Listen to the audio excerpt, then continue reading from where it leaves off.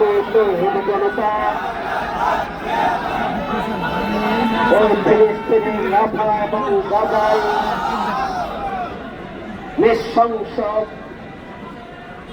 গণহত্যার প্রতিবাদে এবং ইসরায়েলকে বিচারের কাঠগড়ায় দাঁড়ানোর দাবিতে আয়োজিত আজকের বিক্ষোভ মিছিল পূর্ব সমাবেশের সম্মানিত নেতৃবৃন্দ, সংগ্রামে ঢাকাবাসী, সাংবাদিক বন্ধুগণ, সংগ্রামে উপস্থিতি সবাইকে জানাই সংগ্রামে সালাম। আসসালামু আলাইকুম। সংগ্রামী ভাই বন্ধুগণ,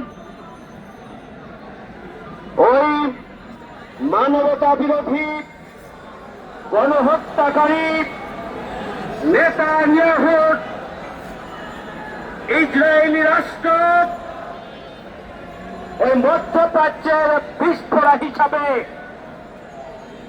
বছরের পর বছর জুড়ে যুগের পর যুগ ধারাবাহিকভাবে ফিলিস্তিন এবং বাইতুল আকসাকে নিয়ে একের পর এক চক্রান্ত, ষড়যন্ত্র এবং সন্ত্রাস সৃষ্টি করে চলেছে।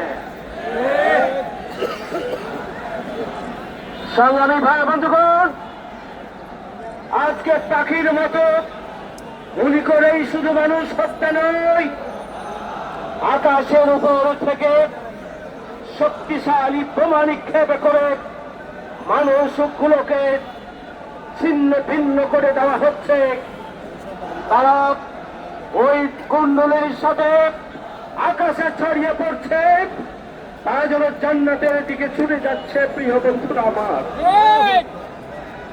আজকে গোটা বিশ্ব যেভাবে নির্মম, নির্দয়, নৃশংস